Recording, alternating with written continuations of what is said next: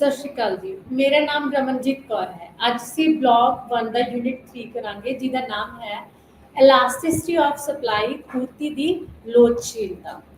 ਆਪਾਂ ਨੇ ਪਹਿਲਾਂ ਕੀਤਾ ਸੀਗਾ ਕਿ ਪੂਰਤੀ ਕੀ ਹੈ। ਪਿਛਲੇ ਟੌਪਿਕ ਦੇ ਵਿੱਚ ਕੀਤਾ ਸੀਗਾ ਕਿ ਆਪਾਂ ਨੇ ਕਿ ਪੂਰਤੀ ਕੀ ਹੈ ਤੇ ਪੂਰਤੀ ਦਾ ਵਿਸਥਾਰ ਤੇ ਪੂਰਤੀ ਦਾ ਸੰਕੁਚਨ ਕੀਤਾ ਸੀਗਾ। ਤੇ ਇਹ ਦੇਖਿਆ ਸੀ ਕਿ ਜਿਹੜੀ ਪੂਰਤੀ ਹੈ ਤੇ ਮੰਗ ਹੈ, ਜਿੱਥੇ ਵੀ ਇਹ ਸੰਤੁਲਨ ਦੇ ਵਿੱਚ ਹੋਣ, ਉੱਥੇ ਆਪਣੀ ਜਿਹੜੀ ਇਕੋਨਮੀ ਹੈ ਉਹਦੇ ਵਿੱਚ ਇਕੁਲਿਬਰੀਅਮ ਦੀ ਪੋਜੀਸ਼ਨ ਹੁੰਦੀ ਹੈ। ਇੱਕ ਜਿਹੜਾ ਪ੍ਰੋਡਿਊਸਰ ਹੈ ਉਹ ਆਪਣੀ ਪੂਰਤੀ ਮੀਨਸ ਸਪਲਾਈ ਨੂੰ ਉੱਥੇ ਤੱਕ ਵਧਾਉਂਦਾ ਹੈ ਜਿੱਥੋਂ ਤੱਕ ਸਪਲਾਈ ਇਕੁਅਲ ਟੂ ਡਿਮਾਂਡ ਨਹੀਂ ਹੋ ਜਾਂਦੀ। ਤਾਂ ਪੂਰਤੀ ਦੀ ਬਹੁਤ ਜ਼ਿਆਦਾ ਇੰਪੋਰਟੈਂਸ ਹੈ, ਜਿਹੜੀ ਡਿਮਾਂਡ ਤੇ ਪ੍ਰਾਈਸ ਤੇ ਡਿਪੈਂਡ ਕਰਦੀ ਹੈ। ਤਾਂ ਆਪਾਂ ਨੇ ਦੇਖਿਆ ਸੀ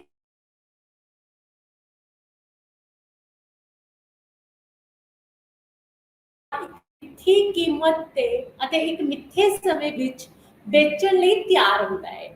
ਇੱਕ ਵਿਕਰੇਤਾ ਮੀਨਸ ਇੱਕ ਪ੍ਰੋਡਿਊਸਰਸ, ਇੱਕ ਫਰਮ ਜੋ ਵੀ ਆਪਣੀ ਪ੍ਰੋਡਕਸ਼ਨ ਕਰਦੀ ਹੈ ਤਾਂ ਉਹਨੂੰ ਉਹ ਇੱਕ ਨਿਸ਼ਚਿਤ ਕੀਮਤ ਤੇ, ਕਿਉਂਕਿ ਉਸਦੀ ਪ੍ਰੋਡਕਸ਼ਨ ਦੀ ਹਰ ਇੱਕ ਜਿਹੜੀ ਆਪਣੀ ਗੁੱਡ ਹੈ ਉਹਦੀ ਜਿਹੜੀ ਪ੍ਰਾਈਸ ਹੈ ਉਹ ਫਿਕਸ ਕੀਤੀ ਜਾਂਦੀ ਹੈ ਇੱਕ ਨਿਸ਼ਚਿਤ ਕੀਮਤ ਤੇ ਇੱਕ ਨਿਸ਼ਚਿਤ ਸਮੇਂ ਤੇ। ਮਤਲਬ ਜਦੋਂ ਮਾਰਕੀਟ ਦੇ ਵਿੱਚ ਕਿਸੇ ਇੱਕ ਨਿਸ਼ਚਿਤ ਟਾਈਮ ਤੇ ਆਪਣੀ ਜੋ ਵੀ ਪ੍ਰੋਡਕਸ਼ਨ ਹੈ ਉਹਨੂੰ ਸੇਲ ਦੇ ਲਈ ਪ੍ਰਸਤੁਤ ਕਰਦਾ ਹੈ, ਵੇਚਣ ਦੇ ਲਈ ਤਿਆਰ ਹੁੰਦਾ ਹੈ, ਤਾਂ ਉਹ ਕੀ ਕਹਾਉਂਦੀ ਹੈ? ਪੂਰਤੀ ਕਹਾਉਂਦੀ ਹੈ। ਭਾਵ ਵਸਤੂਆਂ ਦੇ ਉਹਨਾਂ ਮਾਤਰਾਵਾਂ ਤੋਂ ਹੈ ਜਿਨ੍ਹਾਂ ਨੂੰ ਇੱਕ ਵਿਕਰੇਤਾ ਭਿੰਨ ਕੀਮਤਾਂ ਤੇ ਨਿਸ਼ਚਿਤ ਸਮੇਂ ਦੌਰਾਨ ਵੇਚਣ ਦੇ ਲਈ ਤਿਆਰ ਹੁੰਦਾ ਹੈ।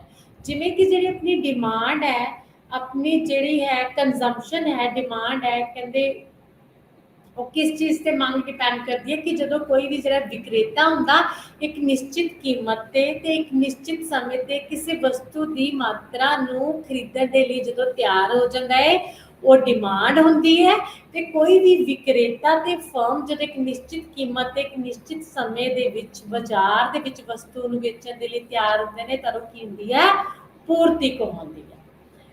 तब उस तो बाद पूर्ति की परिभाषा जो एनातोल मोराद ने दी सी, अकॉर्डिंग टू एनातोल मोराद, वस्तु की पूर्ति तो भाव वस्तु की उस मात्रा तो है जिसनूं एक निश्चित कीमत ते एक खास बाजार विच निश्चित समय ते वेचण दे लई प्रस्तुत किया गया है।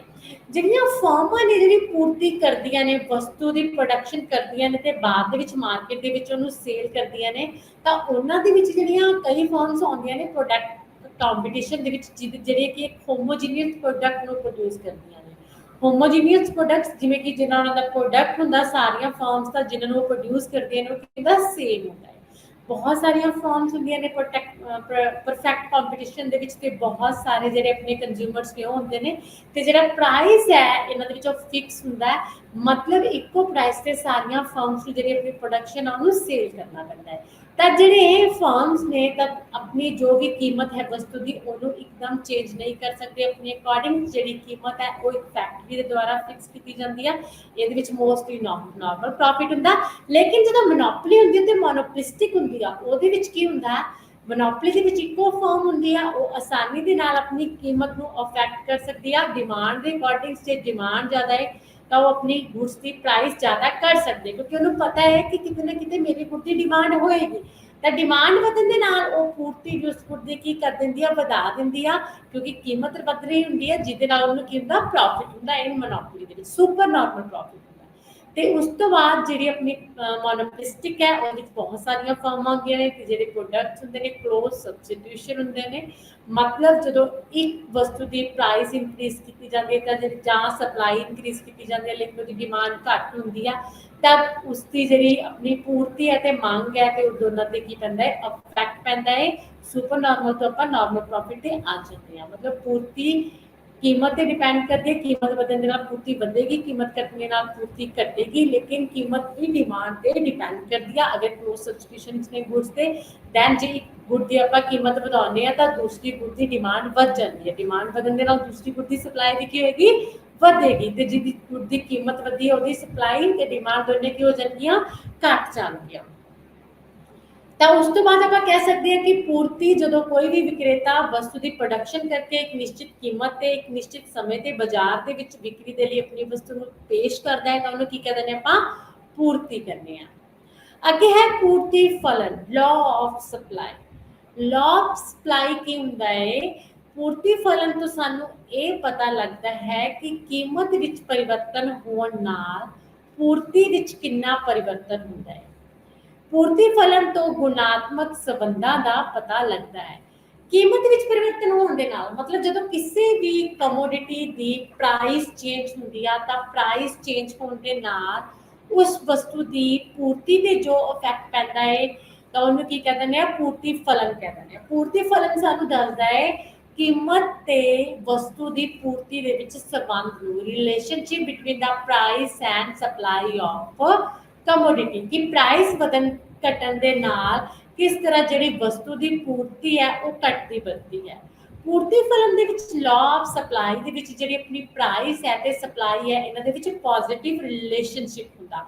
ਪੋਜ਼ਿਟਿਵ ਰਿਲੇਸ਼ਨਸ਼ਿਪ ਹੁੰਦਾ ਮਤਲਬ ਜਿਹੜੀ ਆਪਣੀ ਕੀਮਤ ਹੈ, ਕੀਮਤ ਵਧਣ ਦੇ ਨਾਲ ਵਸਤੂ ਦੀ ਜਿਹੜੀ ਪੂਰਤੀ ਹੈ ਉਹ ਵੱਧ ਜਾਂਦੀ ਹੈ ਤੇ ਕੀਮਤ ਘਟਣ ਦੇ ਨਾਲ ਵਸਤੂ ਦੀ ਪੂਰਤੀ ਹੈ ਜਿਹੜੀ ਉਹ ਘਟ ਜਾਂਦੀ ਆ।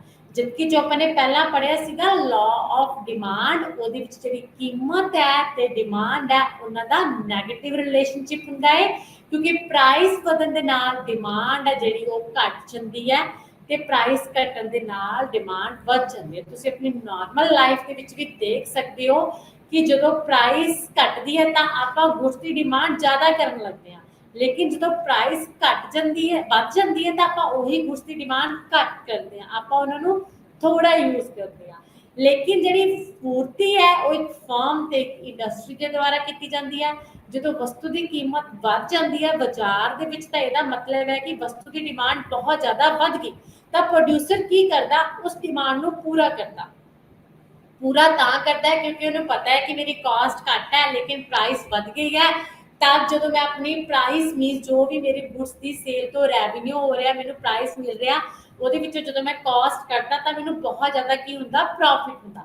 ਤਾਂ ਇਸ ਪ੍ਰੋਫਿਟ ਨੂੰ ਗੇਨ ਕਰਨ ਦੇ ਲਈ ਉਹ ਕੀ ਕਰਦਾ? ਜਿੰਨੀ ਵੀ ਵਸਤੂ ਦੀ ਮੰਗ ਹੁੰਦੀ ਹੈ, ਕੀਮਤ ਵਧਣ ਦੇ ਨਾਲ ਜਦੋਂ ਮੰਗ ਵੱਧਦੀ ਹੈ ਤਾਂ ਕੀ ਹੁੰਦਾ? ਮੰਗ ਵਧਣ ਦੇ ਨਾਲ ਫਸਲੀ ਕੀਮਤ ਵਧਦੀ ਹੈ ਤਾਂ ਕੀਮਤ ਵਧਣ ਦੇ ਨਾਲ ਉਹ ਪੂਰਤੀ ਵੀ ਕੀ ਕਰ ਦਿੰਦਾ? ਵਧਾ ਦਿੰਦਾ ਹੈ। ਤੇ ਕੀਮਤ ਘਟਣ ਦੇ ਨਾਲ ਪੂਰਤੀ ਨੂੰ ਕੀ ਕਰ ਦਿੰਦਾ? ਘੱਟ ਕਰ ਦਿੰਦਾ। ਤਾਂ ਇਹਨਾਂ ਦੇ ਵਿੱਚ ਕੀ ਹੈ? ਨੈਗੇਟਿਵ ਰਿਲੇਸ਼ਨਸ਼ਿਪ ਹੈ between the price and supply of good. Then ਹੈ ਅੱਗੇ ਆਪਣਾ ਪੂਰਤੀ ਦੀ ਲਚਕ, ਜਿਹਨੂੰ ਆਪਾਂ ਬੋਲਦੇ ਹਾਂ, ਜੋ ਆਪਣਾ ਟੌਪਿਕ ਹੈ ਐਲਾਸਟਿਸਿਟੀ ਆਫ ਸਪਲਾਈ। ਐਲਾਸਟਿਸਿਟੀ ਦਾ ਮਤਲਬ ਹੁੰਦਾ ਹੈ ਕਿ ਕਿੰਨੀ ਜਿਹੜੀ ਆਪਣੀ ਸਪਲਾਈ ਹੈ ਐਲਾਸਟਿਕ ਹੈ, ਮਤਲਬ ਜ਼ਿਆਦਾ ਚੇਂਜ ਆ ਰਿਹਾ ਸਪਲਾਈ ਦੇ ਵਿੱਚ ਜਾਂ ਘੱਟ ਆ ਰਿਹਾ। ਸਾਨੂੰ ਐਲਾਸਟਿਸਿਟੀ ਦੱਸਦੀ ਹੈ change in supply through change in price, ਕਿ ਜਿਹੜੀ ਸਾਡੀ ਡਿਮਾਂਡ ਜਾਂ ਸਪਲਾਈ ਹੈ ਉਹਦੀ ਐਲਾਸਟਿਸਿਟੀ ਐਨੀ ਹੈ, ਉਹ ਲੋਚਿਲ ਕਿੰਨੀ ਹੈ। ਕੀਮਤ ਦੇ ਵਿੱਚ ਪਰਿਵਰਤਨ ਹੋਣ ਦੇ ਨਾਲ ਜਿਹੜੀ ਸਾਡੀ ਸਪਲਾਈ ਹੈ ਉਹਦੇ ਵਿੱਚ ਜ਼ਿਆਦਾ ਪਰਿਵਰਤਨ ਹੁੰਦਾ ਹੈ ਜਾਂ ਘੱਟ ਪਰਿਵਰਤਨ ਹੁੰਦਾ ਹੈ ਜਾਂ ਇਕੁਅਲ ਪਰਿਵਰਤਨ ਹੁੰਦਾ ਹੈ ਜਾਂ ਫਿਰ ਸਪਲਾਈ ਤੇ ਬਿਲਕੁਲ ਇਫੈਕਟ ਨਹੀਂ ਪੈਂਦਾ ਹੈ। ਇਹ ਕਿੱਥੋਂ ਪਤਾ ਲੱਗਦਾ ਸਾਨੂੰ? ਐਲਾਸਟਿਸਿਟੀ ਆਫ ਸਪਲਾਈ ਤੋਂ ਪਤਾ ਲੱਗਦਾ ਹੈ ਕਿ ਸਾਡੀ ਜਿਹੜੀ ਸਪਲਾਈ ਹੈ ਉਹ ਕਿੰਨੀ ਐਲਾਸਟਿਕ ਹੈ। ਮੋਰ ਐਲਾਸਟਿਕ ਹੈ, less elastic है, equal to elastic है। This is a change in supply। elasticity सानू change दसदी है। then तुसी कह सकते हो पूर्ति दी लचक तो सानू मात्रात्मक संबंधां दा पता चलदा है। मात्रात्मक संबंधां दा मतलब जिन्हां नू मापिया जा सकता है, जिन्हां दी मात्रा जिवें कि क्वांटिटी अपनी जिहड़ी सप्लाई आ ओहदी क्वांटिटी दे विच इंक्रीज होया है जां फिर डिक्रीज होया है।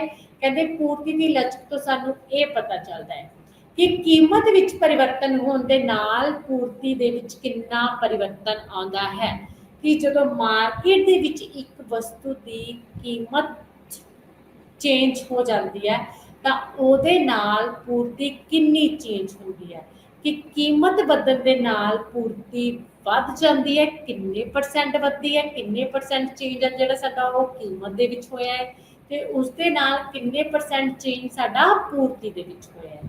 ਤਾਂ ਜਿਹੜੀ ਆਪਣੀ ਐਲਾਸਟਿਸਿਟੀ ਆਫ ਸਪਲਾਈ ਹੈ ਇਹ ਸਾਨੂੰ ਚੇਂਜ ਦੱਸਦੀ ਹੈ ਕਿ ਕੀਮਤ ਦੇ ਵਿੱਚ ਇੰਨੇ ਪ੍ਰਤੀਸ਼ਤ ਪਰਿਵਰਤਨ ਹੋਇਆ ਹੈ ਤੇ ਪੂਰਤੀ ਦੇ ਵਿੱਚ ਉਸ ਨਾਲ ਇੰਨੇ ਪਰਸੈਂਟ ਚੇਂਜ ਹੋਇਆ ਹੈ। ਤਾਂ ਇਹ ਦੋਨਾਂ ਚੀਜ਼ਾਂ ਦਾ ਅਨੁਪਾਤ ਹੈ ਕੀਮਤੀ ਵਿੱਚ ਹੋਣ ਵਾਲੇ ਪਰਿਵਰਤਨ ਤੇ ਪੂਰਤੀ ਦੇ ਵਿੱਚ ਹੋਣ ਵਾਲੇ ਪਰਿਵਰਤਨ। ਉਸ ਤੋਂ ਬਾਅਦ ਹੈ ਪੂਰਤੀ ਦੀ कीमत लचक दा अर्थ जिहड़ी प्राइस एलास्टिसिटी ऑफ सप्लाई हुंदी है। प्राइस एलास्टिसिटी ऑफ सप्लाई मतलब प्राइस ਦੇ ਵਿੱਚ ਚੇਂਜ ਹੋਣ ਦੇ ਨਾਲ ਸਾਡੀ ਜਿਹੜੀ ਪੂਰਤੀ ਹੈ ਉਹਦੇ ਵਿੱਚ ਇੰਨੇ ਪਰਸੈਂਟ ਚੇਂਜ ਹੋਇਆ ਹੈ। ਅਕੋਰਡਿੰਗ ਟੂ ਮਾਰਸ਼ਲ ਪੂਰਤੀ ਦੀ ਕੀਮਤ ਲਚਕ पूर्ति की गई मात्रा विच परिवर्तन प्रतिशत परिवर्तन कि जिहड़ी आपां ने सप्लाई कीती सी ओहदे विच इन्ने परसेंट चेंज होया है अते कीमत विच प्रतिशत परिवर्तन दा अनुपात है। जिहड़ी साडी प्राइस एलास्टिसिटी ऑफ सप्लाई है ये किस चीज़ दी डिवीजन है, किस चीज़ दा अनुपात है कि साडी पूर्ति दे विच इन्ने परसेंट चेंज होया है ते कीमत दे विच इन्ने परसेंट चेंज होया है। दोनों नूं आपां डिवाइड करांगे तां सानूं एलास्टिसिटी ऑफ जिहड़ी सप्लाई है ये मिल जाए। उस तो बाद है पूर्ति दी कीमत लोच। तो जिहड़ी प्राइस एलास्टिसिटी ऑफ डिमांड है सप्लाई है ਉਹਦਾ की फॉर्मूला है ਜਿਹੜੀ ਆਪਾਂ ਨੇ ਪਹਿਲਾਂ ਕੀਤੀ ਸੀ ਪ੍ਰਾਈਸ ਐਲਾਸਟਿਸਿਟੀ ਆਫ ਡਿਮਾਂਡ ਉਹਨੂੰ ਆਪਾਂ ED ਦੇ ਨਾਲ ਡਿਨੋਟ ਕਰਦੇ ਸੀ। E elasticity and D demand. ED ਠੀਕ ਹੈ ਇਕੁਅਲ ਟੂ ਕਿਹਦੇ ਹੁੰਦੀ ਸੀ ਕਿ ਵਸਤੂ ਦੀ ਮੰਗ ਦੇ ਵਿੱਚ ਪ੍ਰਤੀਸ਼ਤ ਪਰਿਵਰਤਨ ਡਿਵਾਈਡ ਬਾਈ ਵਸਤੂ ਦੀ ਕੀਮਤ ਦੇ ਵਿੱਚ ਪਰਿਵਰਤਨ ਜੋ ਸਾਨੂੰ ਕੀਮਤ ਤੇ ਮੰਗ ਦੇ ਵਿੱਚ ਪਰਿਵਰਤਨ ਦੱਸਦਾ ਸੀ। ਲੇਕਿਨ ਹੁਣ ਇੱਥੇ ਕੀ ਹੈ ਪੂਰਤੀ ਦੀ ਕੀਮਤ ਲੋਚ प्राइस एलास्टिसिटी ऑफ सप्लाई तद आप इनू डिनोट किहदे नाल करते हैं जिहदे थ्रू आपां नूं रिलेशनशिप पता लग जाए between the supply and price. Then पूर्ति दी कीमत लोच की जगह ते आपां की लिखांगे ES एलास्टिसिटी ऑफ सप्लाई। तो पूर्ति दी कीमत लोच इक्वल टू वस्तु दी पूर्ति विच प्रतिशत परिवर्तन percentage change in quantity supply divide by percentage change in price of the commodity. जो आप दोनों चीज़ों डिवाइड करांगे percentage change in the supply of commodity and divide by percentage change in the price of the commodity तब जो अपनी है price elasticity of supply वो निकल आएगी। Then price elasticity of supply P का मतलब नीचे तुसी देख सकते हो जो बॉक्स बना है उसके विच फॉर्मूला है P price E elasticity and S supply. Price elasticity of supply means PES equal to change in QS। Change जो डेल्टा है दिस इज अ चेंज जो सानू चेंज दस रहा है किदे विच दस रहा है QS means a quantity supplied they which change दस रहा है and divide by change in price. Change in price मतलब जो सानू प्राइस दे विच होने वाला चेंज दस रहा है इनटू P मींस प्राइस जो इनिशियल प्राइस सी and divide by QS quantity supplied जो पहला वाली क्वांटिटी सप्लाइड सी। तो ਉਹਦੇ जो मल्टीप्लाई करांगे ते डिवाइड करांगे ਇਹਨਾਂ ਨੂੰ तद ਆਪਾਂ ਨੂੰ ਜਿਹੜੀ PES है प्राइस एलास्टिसिटी ऑफ सप्लाई वो मिल जाएगी। जिवें कि तुसी चेंज किद्दां कर सकते हो जिहड़ा डेल्टा QS है वो चेंज करने के लिए पहला तुसी देखोगे QS कि जिहड़ी क्वांटिटी सप्लाई हो रही सी वो पहला कितनी सी जिवें कि 100 गुड्स सी जिहड़ियां वो पहला सप्लाई हो रही सी तो QS इक्वल टू 100 आ गया ते प्राइस पहला कितना सी जदों 100 गुड्स की सप्लाई हो रही सी प्राइस सीगा अपना 10 ते उस तो बाद प्राइस इंक्रीज होया। प्राइस दे विच इंक्रीज होके प्राइस P सीगा जिहड़ा 10 लेकिन हुण P1 हो के कितना हो गया 20 हो गया। तो प्राइस कितना इंक्रीज होया 10 टू 20 इंक्रीज होया। दैन आपां change in price delta P कितना कढांगे हुण वाला प्राइस P1 माइनस P जो पहला वाला प्राइस सी। हुण वाला प्राइस कितना सीगा 20 जो इंक्रीज होके 10 टू 20 होया है। Then change in P means price equal to 20 minus 10 जो हुण वाला प्राइस है ते पहला वाला प्राइस दैन इक्वल टू की हो गया 10 हो गया। तो चेंज इन प्राइस की अपना 10 ना ते चेंज इन क्वांटिटी सप्लाई कितना कढांगे कि पहला अपनी 100 गुड्स की सप्लाई हो रही सी जो प्राइस 10 सीगा जो P 10 सीगा QS कितना सीगा 100 सीगा लेकिन जो प्राइस 20 हो गया दैन अपना QS कितना इंक्रीज हो गया क्वांटिटी सप्लाई कितनी इंक्रीज होगी 200 इंक्रीज होगी। देन चेंज इन सप्लाई कितना करांगे, QS1 जो हुन वाली क्वांटिटी सप्लाइड है 200 माइनस जो पहला वाली क्वांटिटी सप्लाई सी 100, 200 माइनस 100 इक्वल टू कितना आ जाएगा 100 आ जाएगा। तब चेंज इन क्वांटिटी सप्लाइड अपने को की रहा है 100 एंड चेंज इन प्राइस अपने को की रहा है 10। ਦੈਨ ਆਪਾਂ ਕੀ ਕਰਾਂਗੇ, ਪੁੱਟ ਕਰ ਦਵਾਂਗੇ ਫਾਰਮੂਲੇ ਦੇ ਵਿੱਚ ਵਸਤੂ ਦੀ ਪੂਰਤੀ ਦੇ ਵਿੱਚ ਪਰਸੈਂਟੇਜ ਪਰਿਵਰਤਨ ਐਂਡ ਵਸਤੂ ਦੀ ਕੀਮਤ ਦੇ ਵਿੱਚ ਪਰਸੈਂਟੇਜ ਪਰਿਵਰਤਨ, ਦੋਨਾਂ ਨੂੰ ਡਿਵਾਈਡ ਕਰਾਂਗੇ ਤਾਂ ਜੋ ਆਪਣੇ ਕੋਲ ਕੈਲਕੂਲੇਸ਼ਨ ਹੈ ਉਹ ਕੀ ਹੋਏਗੀ ਨਿਕਲੇ ਹੈ। ਤਾਂ ਇਹਦਾ ਜਿਹੜੀ ਆਪਣੀ ਇਲਾਸਟਿਸਿਟੀ ਆਫ ਸਪਲਾਈ ਆਪਾਂ ਉਹਨੂੰ ਕੀ ਕਰ ਸਕਦੇ ਹਾਂ, ਕੈਲਕੂਲੇਟ ਕਰ ਸਕਦੇ ਹਾਂ ਈਜ਼ੀਲੀ ਵੇ ਦੇ ਨਾਲ। ਉਸ ਤੋਂ ਬਾਅਦ ਜਿਹੜੀ ਪ੍ਰਾਈਸ ਇਲਾਸਟਿਸਿਟੀ ਆਫ ਸਪਲਾਈ ਹੈ, ਇਹਦੀ ਜਿਹੜੀ ਪ੍ਰਾਈਸ ਇਲਾਸਟਿਸਿਟੀ ਆਫ ਡਿਮਾਂਡ ਹੈ ਉਹਦੇ ਤਰ੍ਹਾਂ ਹੀ ਕੀ ਨੇ 5 टाइप्स ने। 5 टाइप्स ऑफ इलास्टिसिटी है कि ਜਿਹੜਾ ਚੇਂਜ ਹੈ ਸਪਲਾਈ ਦੇ ਵਿੱਚ ਜਿਹੜਾ ਪ੍ਰਾਈਸ ਦੇ ਥਰੂ ਹੁੰਦਾ ਹੈ ਉਹ 5 ਟਾਈਪਸ ਦਾ ਹੋ ਸਕਦਾ ਹੈ। ਪਹਿਲਾ ਹੈਗਾ ਪੂਰਨ ਲਚਕਦਾਰ ਪੂਰਤੀ, ਜਿਹਨੂੰ ਆਪਾਂ ਕੀ ਬੋਲਦੇ ਆ ਪਰਫੈਕਟਲੀ ਇਲਾਸਟਿਸਿਟੀ ਸਪਲਾਈ। ਠੀਕ ਹੈ,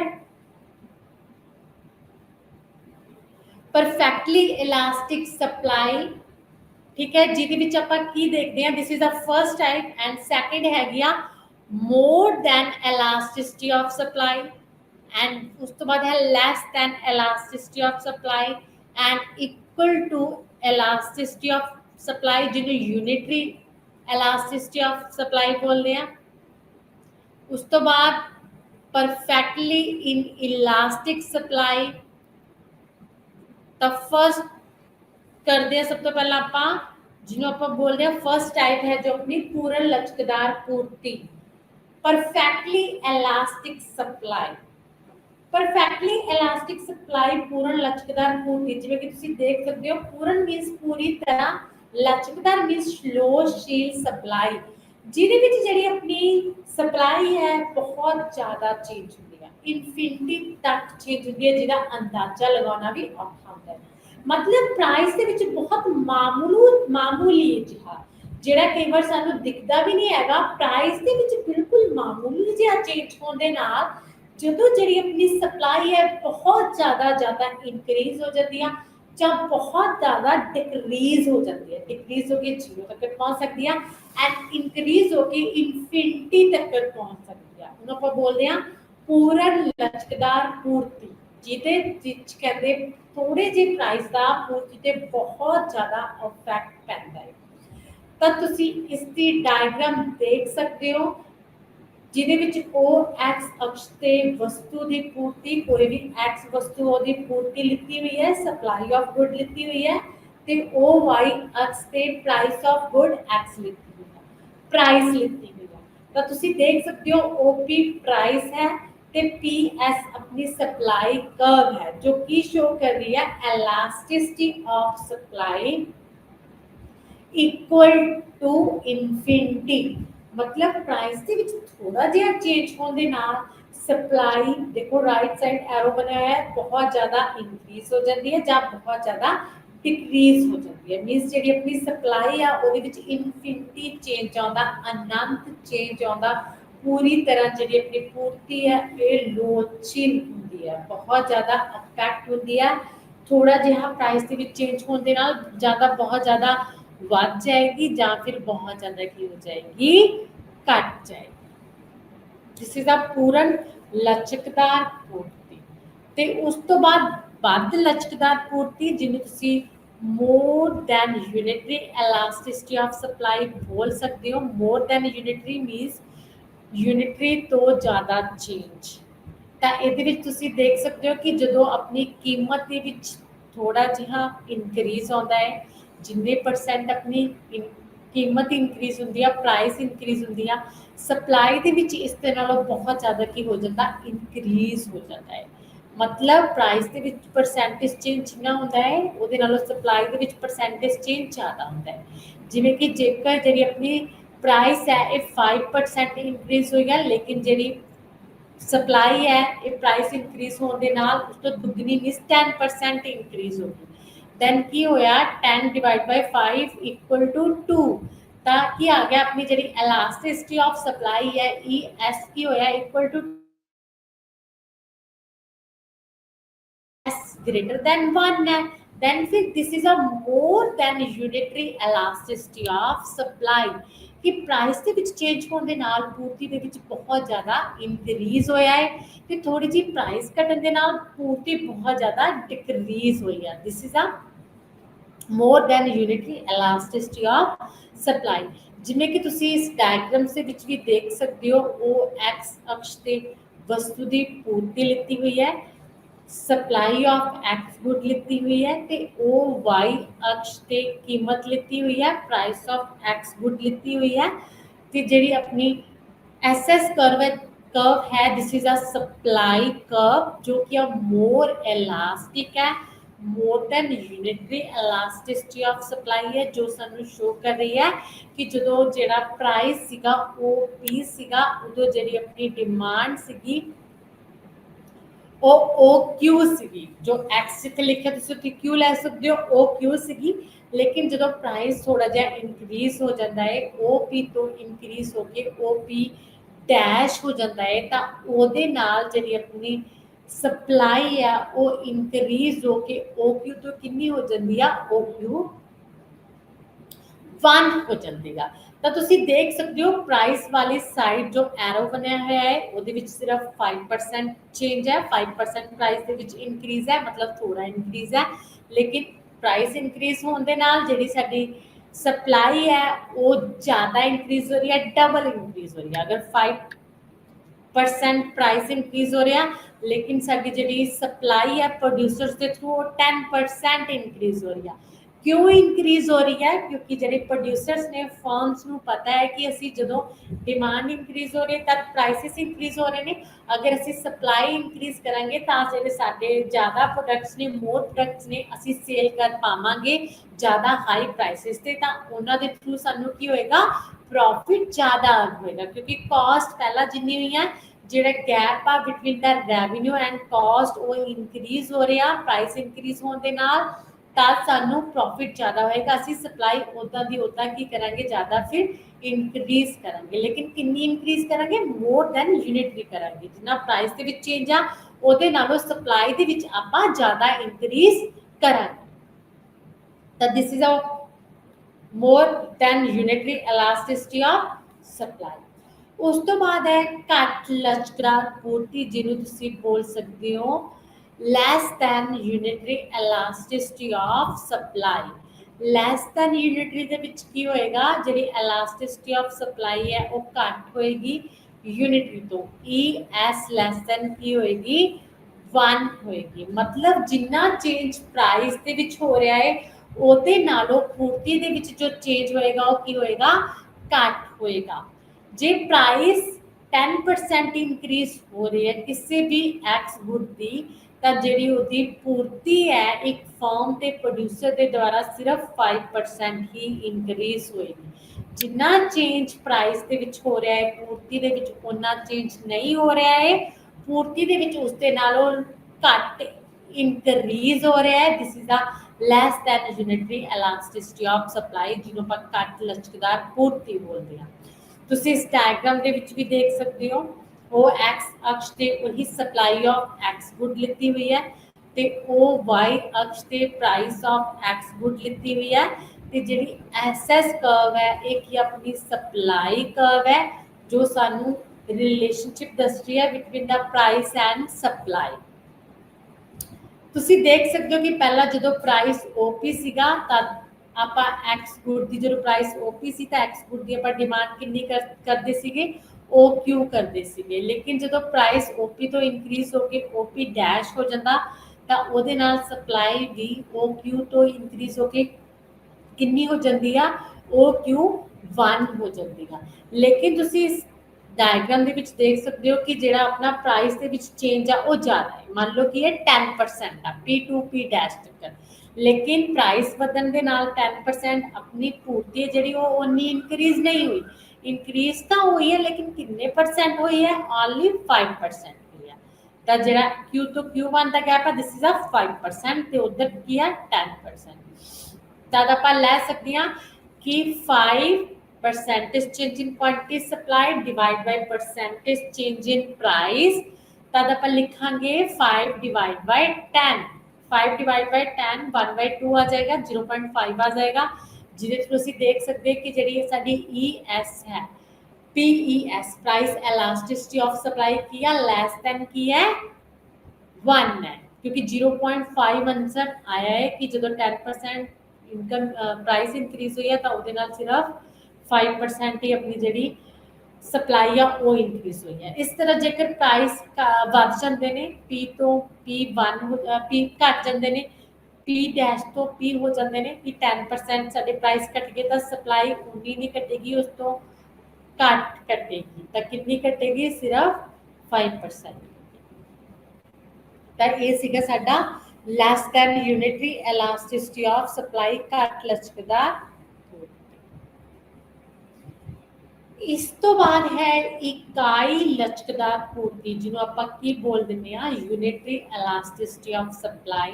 ਯੂਨਿਟਰੀ ਇਲਾਸਟਿਸਿਟੀ ਆਫ ਸਪਲਾਈ ਨੂੰ ਆਪਾਂ ਡਿਨੋਟ ਕਰਦੇ ਆ PES = 1। ਇਹਦੇ ਵਿੱਚ ਸਾਨੂੰ ਪਤਾ ਲੱਗਦਾ ਹੈ ਕਿ ਜਿਵੇਂ ਜਿਵੇਂ ਆਪਣਾ ਕੀਮਤ ਦੇ ਵਿੱਚ ਚੇਂਜ ਹੁੰਦਾ ਹੈ ਉਵੇਂ ਉਵੇਂ ਹੀ ਆਪਣਾ ਪੂਰਤੀ ਦੇ ਵਿੱਚ ਚੇਂਜ ਹੁੰਦਾ ਹੈ। ਜਿੰਨੇ परसेंट कीमत ਵਧੇਗੀ ਉਨੇ % ਤੇ ਪੂਰਤੀ ਵਧੇਗੀ, ਜਿੰਨੇ % ਕੀਮਤ ਘਟੇਗੀ ਉਨੇ % ਹੀ ਆਪਣੀ ਪੂਰਤੀ ਘਟੇਗੀ। ਇਹਦੇ ਵਿੱਚ ਸਾਨੂੰ ਦੱਸਦਾ ਹੈ equal change in price and supply, ਕਿ ਜਿੰਨਾ ਕੀਮਤ ਦੇ ਵਿੱਚ ਚੇਂਜ ਹੋਇਆ ਉਹਨਾਂ ਸਪਲਾਈ ਦੇ ਵਿੱਚ ਚੇਂਜ ਹੋਇਆ ਹੈ, ਕਿ ਜਿਹੜੀ ਆਪਣੀ PES ਹੈ ਕੀ ਹੈ =1 ਹੈ। ਠੀਕ ਹੈ, ਜਿਵੇਂ ਕਿ ਤੁਸੀਂ ਇਸ ਡਾਇਗਰਾਮ ਦੇ ਵਿੱਚ ਵੀ ਦੇਖ ਸਕਦੇ ਹੋ, ਉਹ ਐਕਸ ਅਕਸ਼ ਤੇ ਵਸਤੂ ਦੀ ਪੂਰਤੀ ਲਿਖੀ ਹੋਈ ਹੈ ਤੇ ਉਹ ਵਾਈ ਅਕਸ਼ ਤੇ ਐਕਸ ਵਸਤੂ ਦੀ ਪ੍ਰਾਈਸ ਲਿਖੀ ਹੋਈ ਹੈ, ਤੇ ਜਿਹੜੀ SS ਹੈ this is a supply curve. ਜਦੋਂ ਕਹਿੰਦੇ ਪ੍ਰਾਈਸ OP ਸੀਗੀ ਤਾਂ ਕੁਆਂਟੀਟੀ ਕਿੰਨੀ ਸਪਲਾਈ ਕੀਤੀ ਜਾਂਦੀ ਸੀ ਐਕਸ ਗੁੱਡ ਦੀ, ਉਹ ਕਿਊ ਸਪਲਾਈ ਕੀਤੀ ਜਾਂਦੀ ਸੀ। ਲੇਕਿਨ ਜਦੋਂ ਪ੍ਰਾਈਸ ਇਨਕਰੀਜ਼ ਹੋ ਕੇ OP ਤੋਂ OP ਡੈਸ਼ ਹੋ ਜਾਂਦੀ ਹੈ ਤਾਂ ਉਹਦੇ ਨਾਲ ਸਾਡੀ ਜਿਹੜੀ ਸਪਲਾਈ ਹੈ ਉਹ ਵੀ OQ ਤੋਂ ਇਨਕਰੀਜ਼ ਹੋ ਕੇ ਕਿੰਨੀ ਹੋ ਜਾਂਦੀ ਆ OQ1 ਹੋ ਜਾਂਦੀ ਹੈ।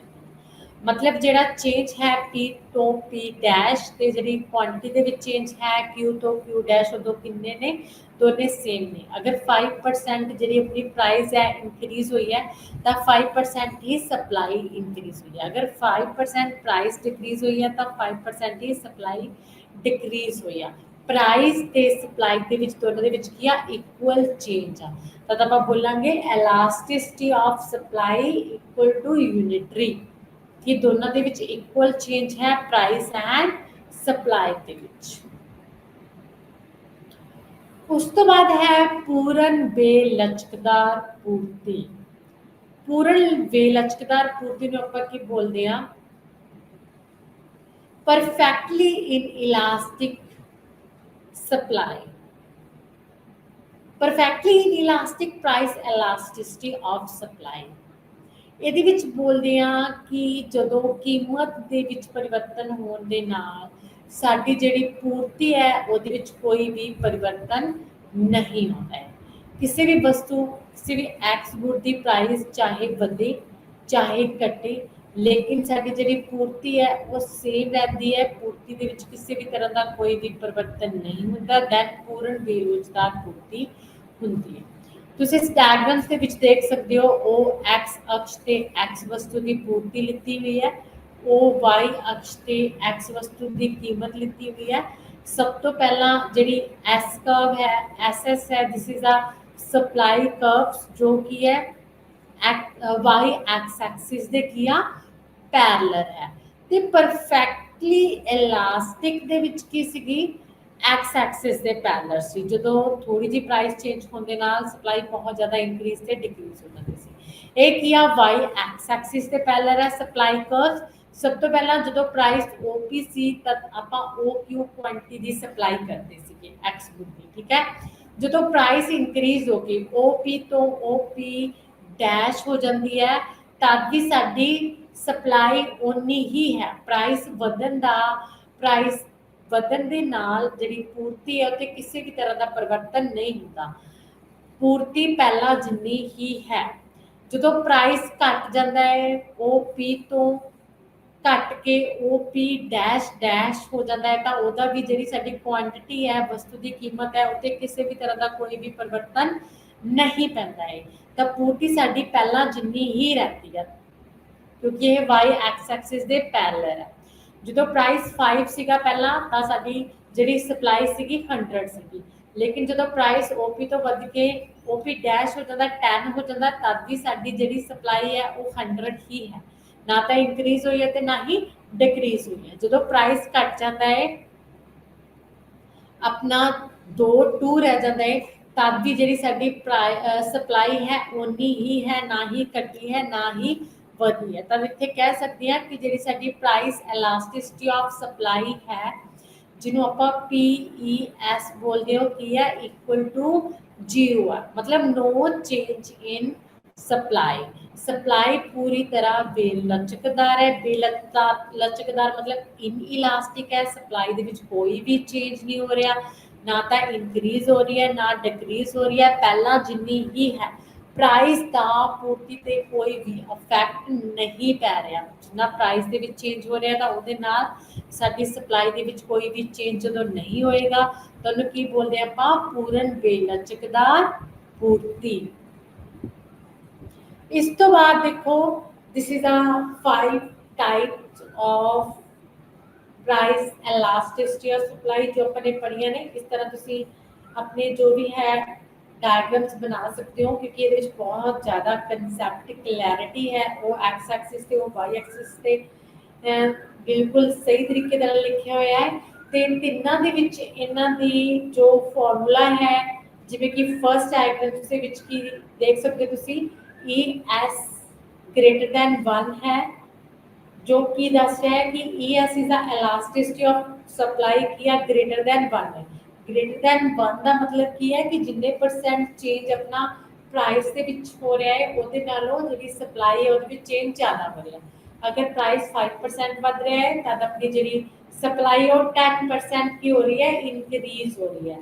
तो जिहड़ी अपनी सप्लाई कर्व है वो की है, मोर इलास्टिक है, ठीक है। तो तुसी फर्स्ट डायग्राम के विच जिवें कि देख सकते हो कि वो जो अपनी ओ एक्स ते सप्लाई दी हुई है ते ओ वाई ते प्राइस दी हुई है। जो कहते प्राइस ओ ए सीगी तां एक्स गुड की जिहड़ी सप्लाई सीगी ओ बी सीगी, लेकिन जो प्राइस इंक्रीज हो के ओ ए तो ए सी हो जाता है तो उहदे नाल जिहड़ी अपनी सप्लाई है वो भी इंक्रीज होके ओ बी तो की हो जाती है, बी डी हो जाती है। तो तुसी देख सकते हो gap between the A C and B D, जिहड़ा बी डी का गैप है वो ए सी के नालों ज़्यादा है, जो शो कर रहा है कि जिहड़ा पूर्ति के विच चेंज है वो प्राइस के नालों ज़्यादा है। तो आप बोल सकते हैं कि जिहड़ी इलास्टिसिटी ऑफ सप्लाई वो की है ग्रेटर दैन 1। तो उस तो बाद जिहड़ी अपनी सैकेंड डायग्राम है उहदे विच भी ओ एक्स ते आपां नूं एक्स गुड की सप्लाई दस्सिया होया है ते ओ वाई ते एक्स गुड की प्राइस दस्सिया होया है।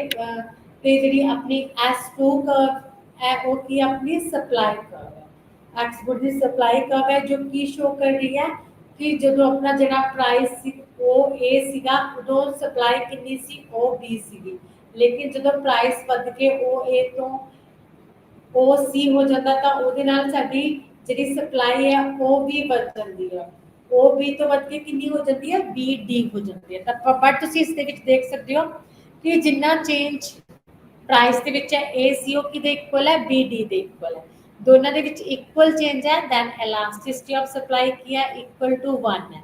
जिन्ना प्राइस बढ़ेगी उन्नी ही सप्लाई इंक्रीज होएगी, जिन्नी प्राइस घटेगी उन्नी ही सप्लाई डिक्रीज होएगी। इसी तरह तुसी थर्ड डायग्राम्स के विच भी देख सकते हो, इलास्टिसिटी ऑफ सप्लाई की है लैस दैन 1 है, ES लैस दैन 1 है, ठीक है। ओ एक्स अक्ष के थर्ड डायग्राम के विच एक्स गुड की सप्लाई लिता होया है, ओ वाई ते प्राइस लिता होया है। कहते जो प्राइस ओ ए सीगा तो अपनी सप्लाई एक्स गुड की कितनी सी, ओ बी सीगी, लेकिन जो प्राइस इंक्रीज होके ओ ए तो ए सी हो जाता तो उहदे नाल ਜਿਹੜੀ ਆਪਣੀ ਸਪਲਾਈ ਹੈ ਉਹ ਵੀ ਇਨਕਰੀਜ਼ ਹੁੰਦੀ ਹੈ, ਲੇਕਿਨ ਉਨੀ ਇਨਕਰੀਜ਼ ਨਹੀਂ ਹੁੰਦੀ ਜਿੰਨਾ ਪ੍ਰਾਈਸ ਇਨਕਰੀਜ਼ ਹੋਇਆ ਹੈ। ਅਗਰ ਪ੍ਰਾਈਸ 10% ਇਨਕਰੀਜ਼ ਹੋਇਆ ਹੈ ਤਾਂ ਉਹਦੇ ਨਾਲ ਸਪਲਾਈ ਸਿਰਫ 5% ਇਨਕਰੀਜ਼ ਹੋਏਗੀ। ਤਾਂ ਦੇਖ ਸਕਦੇ ਹੋ ਕਿ ਏਸੀ ਦਾ ਜੋ ਗੈਪ ਹੈ ਬੀਡੀ ਦੇ ਨਾਲੋਂ ਕੀ ਹੈ, ਜ਼ਿਆਦਾ ਹੈ। ਤਾਂ ਆਪਾਂ ਬੋਲ ਸਕਦੇ ਹਾਂ कि 10 डिवाइड बाय 5 इक्वल टू 2, ਤਾਂ ਜਿਹੜੀ elasticity of supply ਹੈ ਉਹ ਕੀ ਹੈ, greater than ਤਾਂ ਬੋਲ ਸਕਦੇ ਹਾਂ ਕਿ ਪ੍ਰਾਈਸ ਦੇ ਵਿੱਚ ਚੇਂਜ ਜ਼ਿਆਦਾ ਹੈ ਲੇਕਿਨ ਸਪਲਾਈ ਦੇ ਵਿੱਚ ਚੇਂਜ ਘੱਟ ਹੈ। ਤਾਂ ਕੀ ਹੁੰਦਾ, percentage change in quantity supply divide by percentage change in price.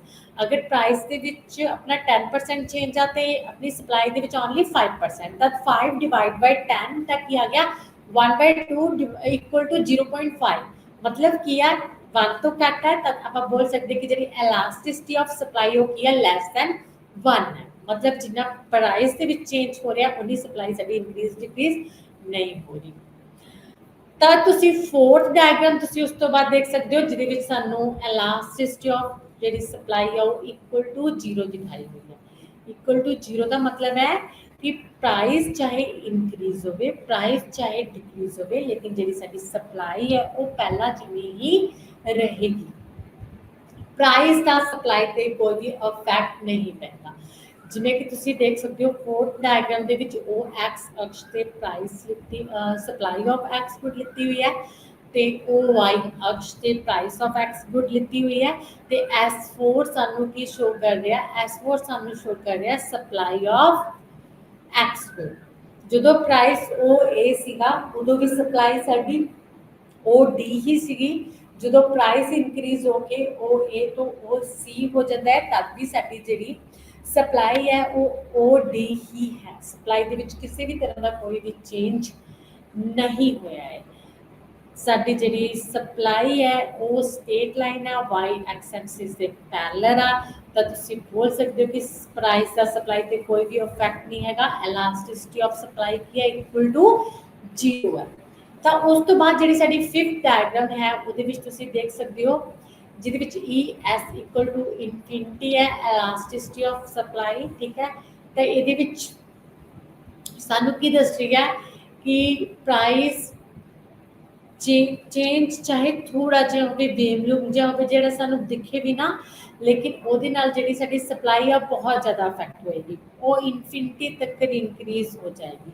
ਜਿਵੇਂ ਕਿ ਇਸ ਦੇ ਵਿੱਚ ਐਸ ਜਿਹੜੀ S5 ਆ, this is a supply curve ਜੋ ਸਾਨੂੰ ਸ਼ੋ ਕਰ ਰਹੀ ਹੈ ਕਿ ਪਹਿਲਾਂ ਜਿਹੜੀ ਸਪਲਾਈ ਸੀਗੀ ਪ੍ਰਾਈਸ ਉਹ ਏ ਸੀਗਾ, ਪ੍ਰਾਈਸ ਵਿੱਚ ਮਾੜਾ ਜਿਹਾ ਚੇਂਜ ਆਇਆ ਲੇਕਿਨ ਪ੍ਰਾਈਸ ਇਨਕਰੀਜ਼ ਹੋ ਕੇ ਉਹ ਬੀ ਤੋਂ ਕਿੰਨੀ ਹੋਗੀ, ਉਹ ਡੀ ਹੋਗੀ।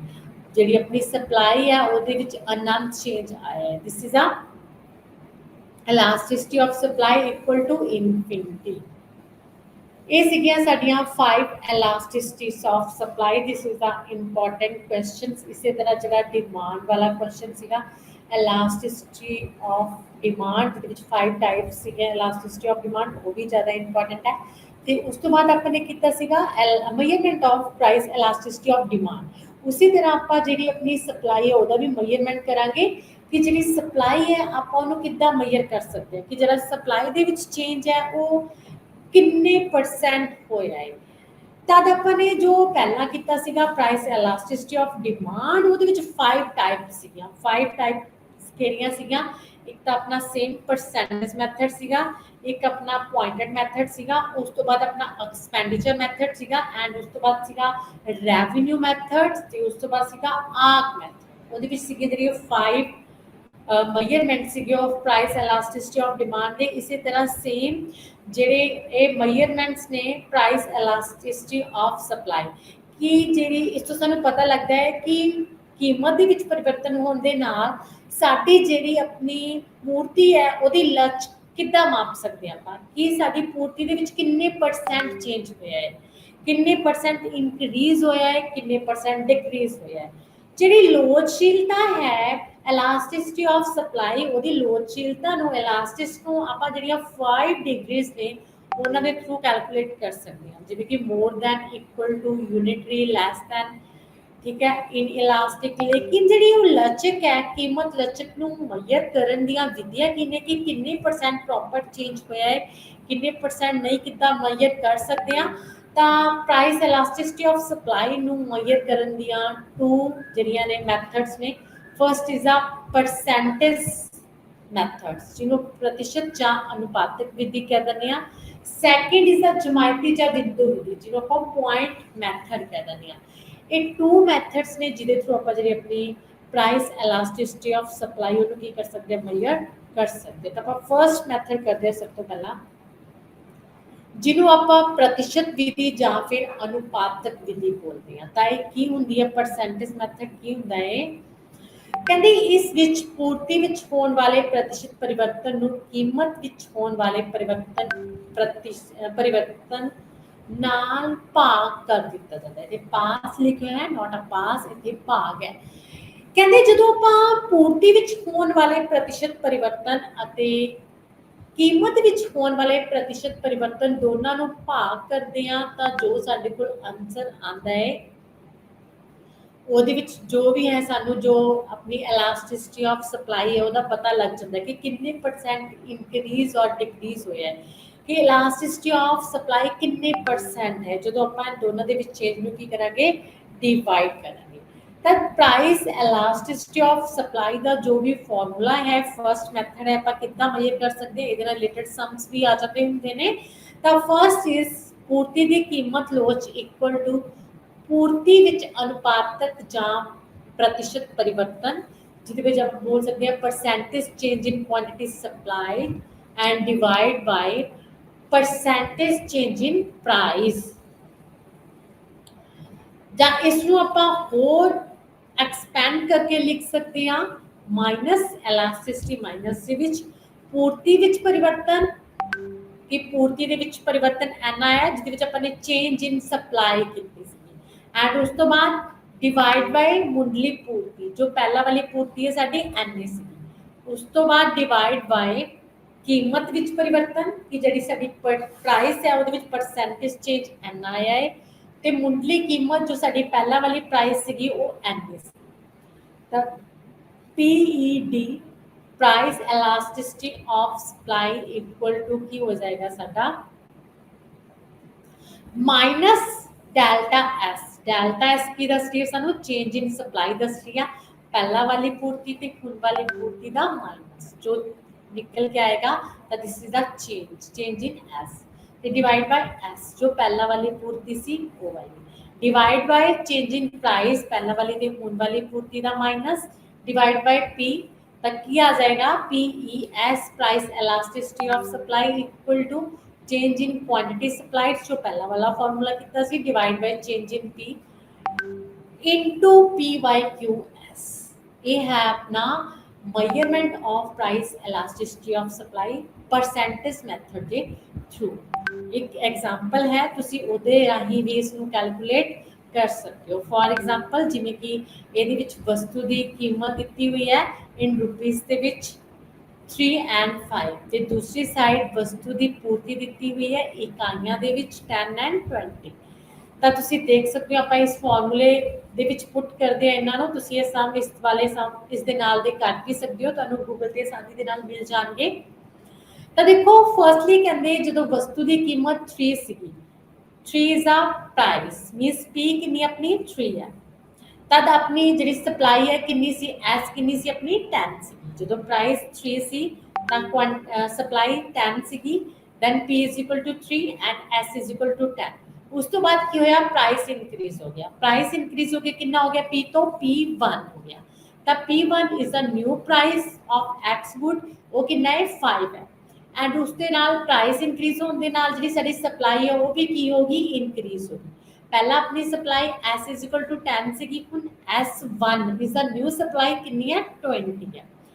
ठीक है, पता लग गया तुहानू P ते P1, P is a 3 and P1 is a 5 change in price. ठीक है, एंड उस तो बाद सप्लाई पहला 10 सी, हुण S1 कितनी होगी 20 होगी। तो फॉर्मूले दे विच तुसीं किस तरह पुट करोगे, सब तो पहला आप चेंज कटांगे, इहदे विच चेंज कितना होया, दैन चेंज इन P कटांगे, डेल्टा P कटांगे, उसके लिए अपन की करना पेगा P1 माइनस P। तब P1 अपना कितना है 5 है, ते P कितना है 3 है, 5 माइनस 3 की आ जाएगा इक्वल टू 2 आ जाएगा। तो चेंज इन P साडा कितना होया 2 ਹੋਇਆ ਦੈਨ ਡੈਲਟਾ ਪੀ ਦੀ ਜਗ੍ਹਾ ਤੇ ਆਪਾਂ 2 ਪੁੱਟ ਕਰਾਂਗੇ ਤੇ ਉਸ ਤੋਂ ਬਾਅਦ ਆਪਾਂ ਚੇਂਜ ਇਨ ਸਪਲਾਈ ਕੱਢਾਂਗੇ ਚੇਂਜ ਇਨ ਸਪਲਾਈ ਕੱਢਣ ਦੇ ਲਈ ਸਾਡੇ ਕੋਲ S1 S ਹੋ ਜਾਏਗਾ S1 ਕਿੰਨਾ ਆਪਣਾ 20 ਹੈ ਤੇ S ਕਿੰਨਾ ਆਪਣਾ 10 ਆ then ਕੀ ਆ ਜਾਏਗਾ 20 minus 10 equal to 10 ਤਾਂ ਆਪਣਾ change in supply means quantity supplied कितना आ जाएगा 10 आ जाएगा तो change in quantity supplies 10 divide by change in price कितना हो गया अपना 2 हो गया into की हो गया फिर अपना price P P मतलब previous price पहला वाला initial price वो कितना सीगा अपना 3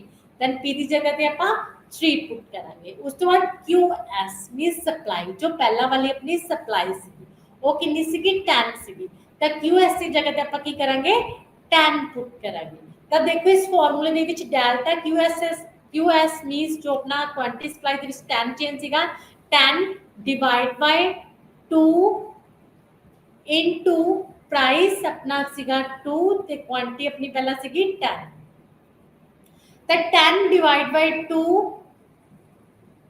ਤਾਂ ਕਿੰਨਾ ਗਿਆ 5 ਆ ਗਿਆ ਇਨਟੂ ਪ੍ਰਾਈਸ 2 डिवाइड बाय 10 ਤਾਂ ਕੀ ਆ ਜਾਏਗਾ ਇਹਦਾ ਤੁਹਾਡਾ ਕੈਲਕੂਲੇਟ ਕਰੇ ਤੇ ਆਨਸਰ ਤੁਹਾਡਾ 1 ਆ ਜਾਏਗਾ ਯੂਨਿਟਰੀ ਆ ਜਾਏਗਾ ਜਦੋਂ ਤੁਸੀਂ ਇਹਨੂੰ ਕੈਲਕੂਲੇਟ ਕਰੋਗੇ ਤਾਂ ਆਪਾਂ ਬੋਲ ਸਕਦੇ ਹਾਂ ਕਿ ਜਿਹੜੀ elasticity of supply ਕੀ ਹੈ equal to 1 ਹੈ ਯੂਨਿਟਰੀ elasticity of ਕੀ ਹੈ ਸਪਲਾਈ ਹੈ ਦੋਨਾਂ ਦੇ ਵਿੱਚ ਇਕੁਅਲ ਚੇਂਜ ਹੈ ਜਿੰਨੀ ਪ੍ਰਾਈਸ ਵਧੀ ਹੈ ਉਨੀ ਆਪਣੀ ਕੀ ਹੋਈ ਹੈ ਜਿਹੜੀ ਸਪਲਾਈ ਉਹਦੇ ਵਿੱਚ ਇਨਕਰੀਜ਼ ਹੋਇਆ ਹੈ ਤਾਂ elasticity of supply equal to unitary ਹੈ ਦੋਨਾਂ ਦੇ ਵਿੱਚ ਇਕੁਅਲ ਚੇਂਜ ਹੈ ਤਾਂ ਤੁਸੀਂ ਪਰਸੈਂਟੇਜ ਮੈਥਡ ਦੇ ਥਰੂ ਜਿਹੜਾ ਆਪਣਾ ਇਹ ਹੈ elasticity of supply ਇਹਨੂੰ ਕੈਲਕੂਲੇਟ ਕਰ ਸਕਦੇ ਹੋ with the help of this formulas ਤੇ ਉਸ ਤੋਂ ਬਾਅਦ ਹੈ ਤੁਹਾਡਾ ਨੈਕਸਟ ਸੈਕੰਡ ਮੈਥਡ ਜਿਹਨੂੰ ਆਪਾਂ ਬੋਲਦੇ ਹਾਂ ਬਿੰਦੂ ਵਿਧੀ ਕਹਿੰਦੇ ਇਸ ਵਿਧੀ ਅਨੁਸਾਰ ਬਿੰਦੂ ਵਿਧੀ ਨੂੰ ਆਪਾਂ ਪੁਆਇੰਟ ਮੈਥਡ ਵੀ ਕਹਿ ਦਿੰਦੇ ਆ ਇਸ ਵਿਧੀ ਅਨੁਸਾਰ ਪੂਰਤੀ ਦੀ ਕੀਮਤ ਲੋਚ ਕਿਸੇ ਵੀ ਸਿੱਧੀ ਰੇਖਾ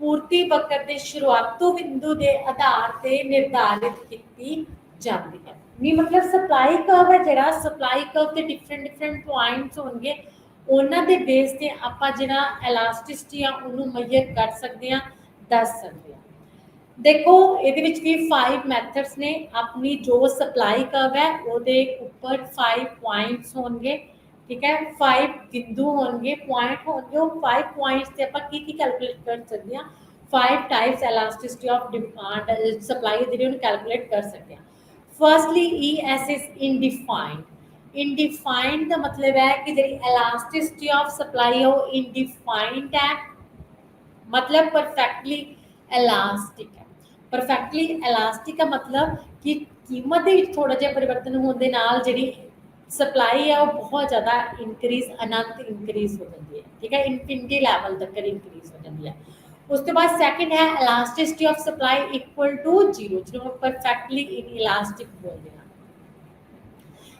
ਕਿ ਜਿਹੜੀ ਸਾਡੀ ਸਪਲਾਈ ਹੈ ਉਹਦੇ ਵਿੱਚ ਕੋਈ ਵੀ ਚੇਂਜ ਨਹੀਂ ਹੁੰਦਾ ਸਪਲਾਈ ਵਾਈ ਐਕਸਿਸ ਦੇ ਪੈਰਲਲ ਹੁੰਦੀ ਹੈ ਪ੍ਰਾਈਸ ਚਾਹੇ ਵਧੇ ਚਾਹੇ ਘਟੇ ਲੇਕਿਨ ਸਾਡੀ ਪ੍ਰਾਈਸ ਪਹਿਲਾਂ ਜਿੰਨੀ ਹੀ ਰਹੇਗੀ ਅਗਰ ਸਾਡਾ ਪੁਆਇੰਟ ਹੁੰਦਾ ਮਿਡ ਐਸ ਸਪਲਾਈ ਕਰਵ ਦੇ ਮਿਡ ਤੇ ਤਾਂ elasticity of supply greater than 1 ਹੁੰਦੀ ਆ ਜੋ ਸਾਨੂੰ ਦੱਸਦੀ ਹੈ ਕਿ ਜਿੰਨਾ ਪਰਸੈਂਟ ਪ੍ਰਾਈਸ ਦੇ ਵਿੱਚ ਚੇਂਜ ਹੋਇਆ ਹੈ ਉਨਾ ਹੀ ਪਰਸੈਂਟ ਜਿਹੜੀ ਸਾਡੀ ਸਪਲਾਈ ਹੈ ਉਹਦੇ ਵਿੱਚ ਹੋਇਆ ਹੈ ठीक है एंड उस तो बाद ES less than 1 ਜਿਹਦੇ ਵਿੱਚ ਇਲਾਸਟਿਕ ਸਪਲਾਈ ਬੋਲਿਆ ਹੈ ਕਿ ਜਿੰਨੇ ਪਰਸੈਂਟ ਜਿਹੜਾ ਸਾਡਾ ਚੇਂਜ ਹੈ ਪ੍ਰਾਈਸ ਦੇ ਵਿੱਚ ਹੋਇਆ ਹੈ ਉਹਨੇ ਪਰਸੈਂਟ ਚੇਂਜ ਸਪਲਾਈ ਦੇ ਵਿੱਚ ਨਹੀਂ ਹੋਇਆ ਹੈ ਅਗਰ ਪ੍ਰਾਈਸ ਜ਼ਿਆਦਾ ਇਨਕਰੀਜ਼ ਹੋ ਰਿਹਾ ਤਾਂ ਸਪਲਾਈ ਉਨੀ ਇਨਕਰੀਜ਼ ਨਹੀਂ ਹੋ ਰਹੀ ਸਪਲਾਈ ਘੱਟ ਇਨਕਰੀਜ਼ ਹੋ ਰਹੀ ਹੈ ਅਗਰ ਪ੍ਰਾਈਸ ਘੱਟ ਡਿਕਰੀਜ਼ ਹੋਇਆ ਬਹੁਤ ਜ਼ਿਆਦਾ ਡਿਕਰੀਜ਼ ਹੋ ਗਿਆ ਪ੍ਰਾਈਸ ਲੇਕਿਨ ਸਪਲਾਈ ਉਨੀ ਡਿਕਰੀਜ਼ ਨਹੀਂ ਹੋਏਗੀ ਸਪਲਾਈ ਉਸ ਤੋਂ ਘੱਟ ਡਿਕਰੀਜ਼ ਹੋਏਗੀ ਤਾਂ ਆਪਾਂ ਬੋਲ ਸਕਦੇ ਹਾਂ ਕਿ ਜਿਹੜੀ elasticity of supply ਹੋ ਕੀ ਹੈ ਲੈਸ ਦੈਨ 1 है उस तो बाद है ES equal to 1 unitary elasticity of supply जिसके ਵਿੱਚ ਆਪਾਂ ਬੋਲ ਸਕਦੇ ਕਿ equal change in price and supply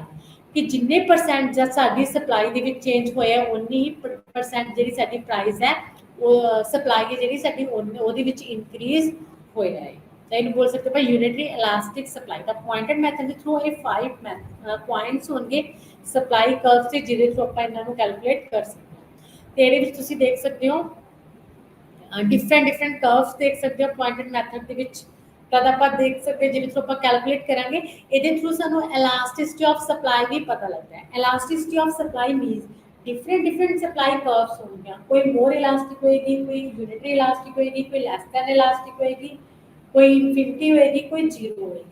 ਤਾਂ ਇਹ ਡਿਫਰੈਂਟ ਡਿਫਰੈਂਟ ਜਿਹੜੀਆਂ ਸਪਲਾਈ ਕਰਵਸ ਨੇ ਇਹ ਸਾਨੂੰ ਡਿਫਰੈਂਟ ਡਿਫਰੈਂਟ ਇਲਾਸਟਿਸਿਟੀ ਦੱਸ ਰਹੇ ਨੇ। ਤਾਂ ਤੁਸੀਂ ਦੇਖ ਸਕਦੇ ਹੋ ਇਸ ਡਾਇਗਰਾਮ ਦੇ ਵਿੱਚ 5 ਜਿਹੜੀਆਂ ਕਰਵਸ ਨੇ, S0 ਕਰਵ ਹੈ, S1 ਕਰਵ ਹੈ, ਸਪਲਾਈ ਕਰਵ S2 ਹੈ, ਸਪਲਾਈ ਕਰਵ S3 ਹੈ, ਸਪਲਾਈ ਕਰਵ S4 ਹੈ। ਜਿਹੜੀ 5 ਟਾਈਪਸ ਦੀ ਇਲਾਸਟਿਸਿਟੀ ਸਾਨੂੰ ਕੀ ਦੱਸ ਰਹੀਆਂ ਨੇ, ਦੱਸ ਰਹੀਆਂ ਨੇ।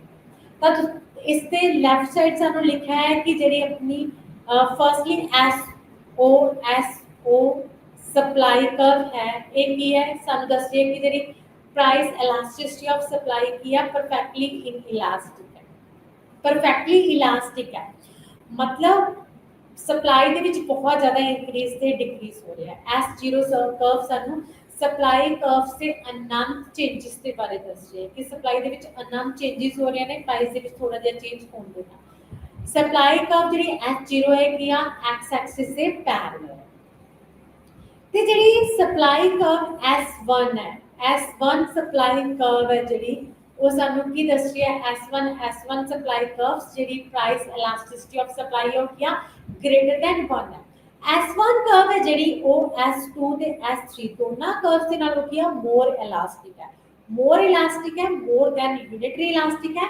ਮੋਰ ਇਲਾਸਟਿਕ ਮਤਲਬ ਇਹ ਸਾਨੂੰ ਦੱਸ ਰਹੀ ਹੈ ਕਿ ਜਿੰਨੇ ਪਰਸੈਂਟ ਪ੍ਰਾਈਸ ਦੇ ਵਿੱਚ ਚੇਂਜ ਹੋਇਆ ਹੈ, ਪ੍ਰਾਈਸ ਦੇ ਨਾਲੋਂ ਸਪਲਾਈ ਦੇ ਵਿੱਚ ਉਸ ਤੋਂ ਜ਼ਿਆਦਾ ਪਰਸੈਂਟ ਦੇ ਨਾਲ ਚੇਂਜ ਹੋ ਰਿਹਾ ਹੈ। मोर इलास्टिक है, सप्लाई ज़्यादा चेंज हो रही है प्राइस के नालों, अगर प्राइस जो 5% इंक्रीज हो रहा है तो जी सप्लाई हो 10% इंक्रीज हो रही है।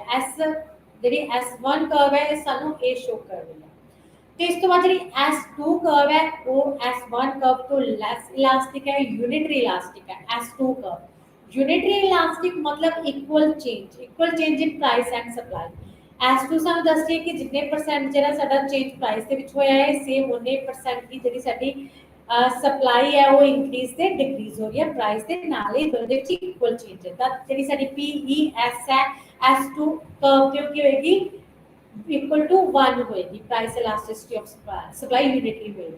ਤੇ ਇਸ ਤੋਂ ਬਾਅਦ ਜਿਹੜੀ ਸਾਡੀ S3 ਕਰਵ ਹੈ ਇਹ ਲੈਸ ਇਲਾਸਟਿਕ ਕਰਵ ਹੈ, ਠੀਕ ਹੈ, ਇਹ less than unitary elasticity of supply curve ਹੈ। S3 ਕਰਵ ਜੋ ਸਾਨੂੰ ਦੱਸ ਰਹੀ ਹੈ ਕਿ PES ਕੀ ਹੈ, ਲੈਸ ਦੈਨ 1 ਹੈ। ਲੈਸ ਦੈਨ 1 ਦਾ ਮਤਲਬ ਹੈ ਕਿ ਜਿੰਨੀ ਸਾਡੀ ਪ੍ਰਾਈਸ ਚੇਂਜ ਹੋ ਰਹੀ ਹੈ ਉਨੀ ਸਾਡੀ ਸਪਲਾਈ ਚੇਂਜ ਨਹੀਂ ਹੋ ਰਹੀ। ਜੇਕਰ ਸਾਡੀ ਜਿਹੜੀ ਸਾਡੀ ਪ੍ਰਾਈਸ ਹੈ 10% ਇੰਕਰੀਜ਼ ਹੋਈ ਹੈ ਤਾਂ ਸਾਡੀ ਸਪਲਾਈ ਸਿਰਫ 5% ਹੀ ਇੰਕਰੀਜ਼ ਹੋ ਰਹੀ ਹੈ। ਪ੍ਰਾਈਸ ਦੇ ਨਾਲੋਂ ਸਪਲਾਈ ਦੇ ਵਿੱਚ ਚੇਂਜ ਘੱਟ ਹੈ। S3 ਕਰਵ ਸਾਨੂੰ ਇਹ ਸ਼ੋ ਕਰ ਰਹੀ ਹੈ ਕਿ ਲੈਸ ਇਲਾਸਟਿਕ ਸਪਲਾਈ ਕਰਵ।